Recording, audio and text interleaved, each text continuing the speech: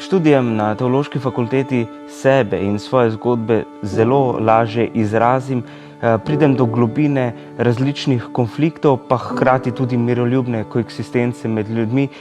kjer je človek, je tudi potreba, hotenje po verovanju in s celostnim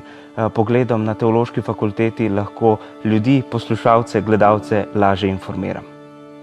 Spoznavanje različnih religij odpira širino, odpira srce, zapira prostor sovraštvu, jezi in nestrpnosti in mislim, da je prav študijem na Teološki fakulteti mogoče gojiti miroljubno koeksistenco med narodi.